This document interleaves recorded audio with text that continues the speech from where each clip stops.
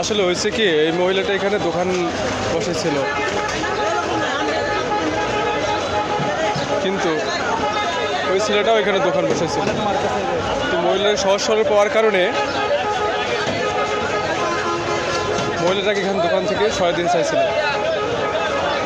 তারপর এই ভাইটা আছে না, এই ভাইটা ওর দোকান এখানে, তো এই ভাইটা তারপর সে রাগ করিয়ে করছে, করার পরে ওই ছেলে দোকানদারটা চলে যাইতেছে, আর মহিলাটা এখানে এসেছে।